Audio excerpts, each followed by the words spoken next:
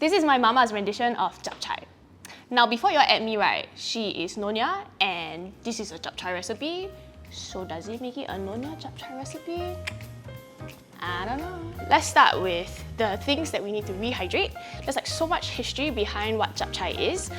My mama's chap chye has a few key ingredients. So these mushrooms are dried mushrooms. Other than the mushrooms, we have tang hoon. This is called kim jam. If you can tell me what dialect that is, or if I am saying it right, tell me in the comments below. The other one is bokni. Bokni basically means black fungus. There are like so many different types of bean curds out there. They got the sweet one, got the not sweet one, got the one-piece one, got the many strips one. But the point is, you should look for this one. You just need to add water all the way to the top, and over time it will absorb the water, and give it maybe 15 minutes and it will come back right. Okay, it's gonna in a bit. You can just watch. It will. You see it absorbs all the water, and then it's like.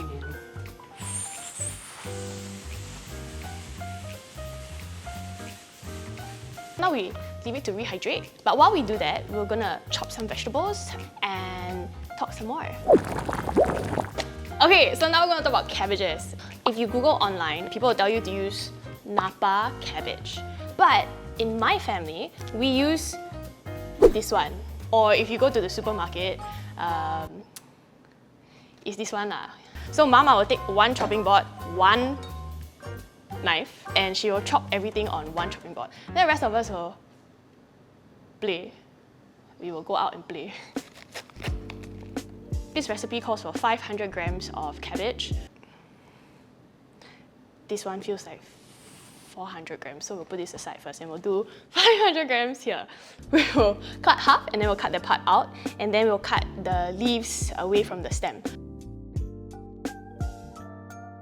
We are going to cut the little stem part here. In my family, what we do is we actually mince everything, and then that goes into the broth also.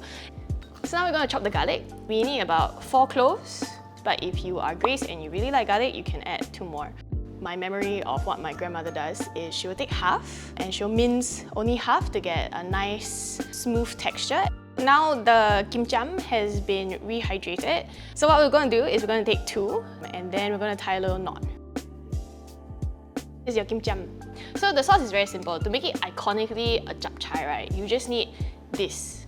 This special thing is called tao jiao, which today I learned means bean sauce.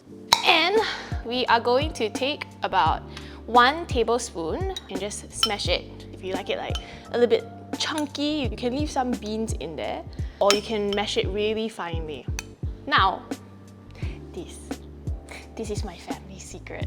Essentially is a fermented bean curd. And what we're going to do is we're just going to take 1 little cube. There you go.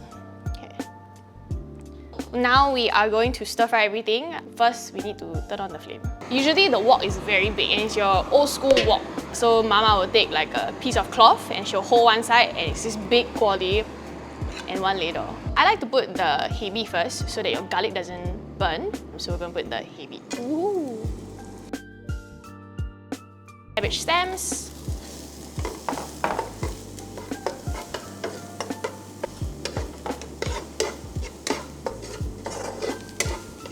Right about then, we can throw in the tao jiao.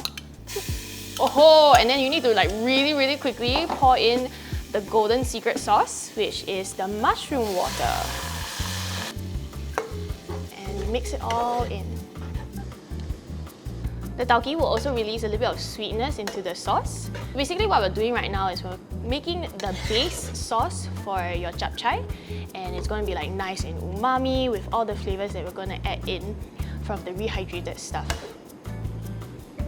And about now, I would add a little bit more of the mushroom water. So we're going to add the stems right now. Stems first because they take longer to cook.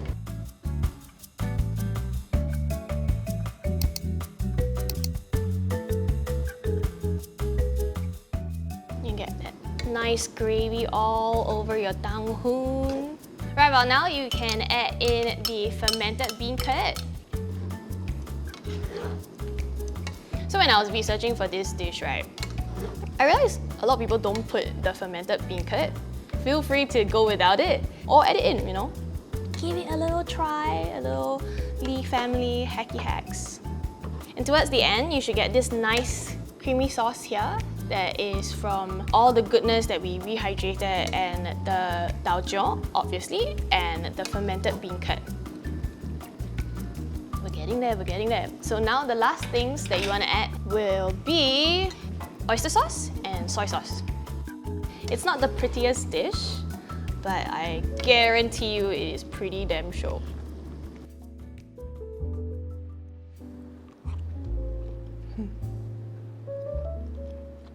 What does chap chye mean, Mum? Chap is a mixture, mix lah. A chai is veggie lah. Ah. That's called chap chye lah. So you got fungus, everything lah. So the beancurd, you know right, the fermented beancurd. Some people like more, taste nicer. Not enough, you want to add in again lah. Okay. Okay, bye Ma, bye Ma. It tastes like me when I'm 8 years old. Not that it tastes like me, but it tastes like the memory that it reminds me of is when I'm 8 at my grandmother's house and we gather at a big table and we just dig into this and like all the other dishes that she would prepare. The best way to enjoy a chap chye is to actually eat it the next day when all the vegetables soak up all the damn good chap, right? Then you like heat up again and then you maybe add a little bit of water, a little bit of like pork stock if you want, and you mix it all in. And then you add a little bit more fermented beancurd. Oh yo, heavenly. Hello, anybody want to eat my chap chye? Come eat my grandmother's chap chye. Cheers! Cheers! That is a big bite.